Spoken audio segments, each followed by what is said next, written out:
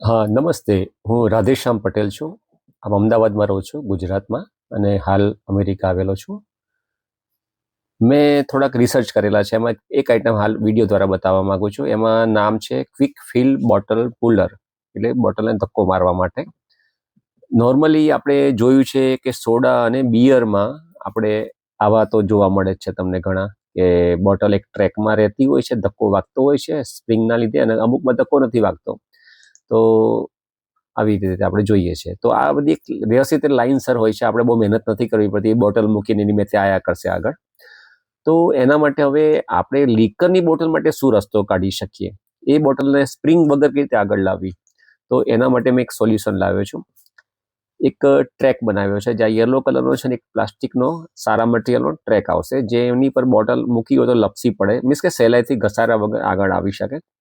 અને એના માટે મેં વચ્ચે એનો આકાર એવો બનાવ્યો છે કે આ પુલ બાર પણ વચ્ચે રહી શકે. તો હું થોડો આકાર સમજાવવા પ્રયત્ન કરીશ. પહેલા તો એમાં આપણું જેને આપણે સેલ્ફ કહીએ છીએ, એની ઉપર આ ભાગ ટચ થશે, 3 ભાગ થશે. અહીંયાનો ભાગ ટચ થશે, આ ટચ થશે, અને આ ટચ થશે. 3 ભાગ ટચ થશે.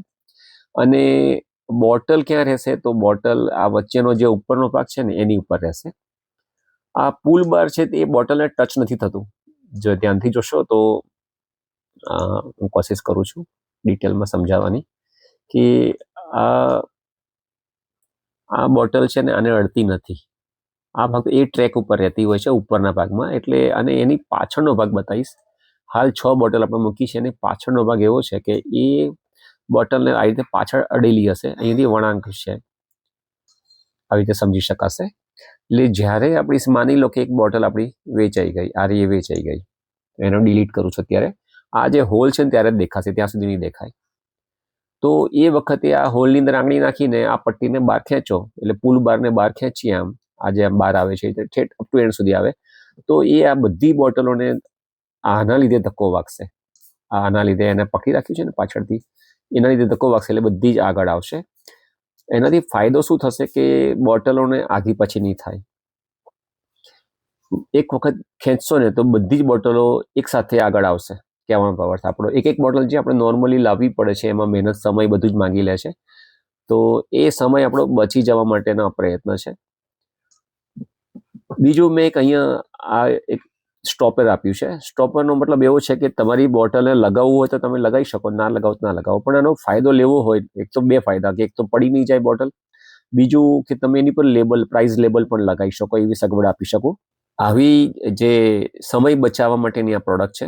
એટલે મારી પાસે એવા બીજી 3-4 પ્રોડક્ટો મેં હાલ રેડી કરી છે. જેમ આપણે કુલરમાં બોટલ્સ 24 ઓમ્સની બોટલ છે, કેન છે માની લો, તો એને 12 પેકમાં પણ આવે છે અને 15 પેકમાં આવે છે. તો એને જે તમે કુલરના સેલ્ફમાં ગોઠવો છો ત્યાં સુધી તમારા માટે બરાબર છે, સહેલાઈથી ગોઠવાઈ જશે. પણ જે વધે છે, 2, 4, 5 વધે છે, એને તમે સ્ટોરેજમાં મૂકવા જાઓ છો, મીન્સ પાછળની સાઈડમાં તમારી પાસે સગવડ છે સ્ટોરેજની, તો ત્યાં મૂકવા જાઓ છો ત્યારે તકલીફ એ પડે છે કે એના માટે કોઈ તમારી પાસે સગવડ નથી હોતી, છૂટી છૂટી મૂકવી પડે છે. અને જ્યારે લેવી હોય ત્યારે પણ છૂટી લેવી પડે છે. એટલે આપણી પાસે ફક્ત ભગવાને 2 જ હાથ આપ્યા છે, એટલે આપણે વધારે બોટલને સાથે પકડી શકતા નથી. તો જેમ ઇન્ડિયામાં આપણે મહેમાન આવ્યા હોય ને 2 મહેમાન આવ્યા હોય તો ચલો 2 ગ્લાસમાં આપી દઈએ, પણ 5-6 મહેમાન આવ્યા હોય ત્યારે આપણે ટ્રે વાપરીએ છીએ. તો એવી ટ્રે મેં બનાવી છે, એ હું બીજા વિડીયો દ્વારા બતાવીશ. તો આ કન્સેપ્ટ કેવો લાગ્યો, અને રસ હોય તો મારો નીચે નંબર આપ્યો છે, તે મને ફોન કર્યો. હું 15મી ઓક્ટોબર સુધી અમેરિકામાં છું, અને પછી ભારત જઈશ. ભારત ગયા પછી આ બધાને એકચ્યુઅલી રિયાલિટીમાં બનશે. અચ્છા, બીજું એ છે કે અત્યારે બધી બોટલો કંઈ સરખી સાઇઝની નથી આવતી. કોઈક નાની, કોઈક મીન્સ જાડી, પતલી, નાની સાવ, એવું બધું હોય છે. ઊંચાઈની વાત નથી કરતો અત્યારે, આ પહોળાઈની વાત કરું છું.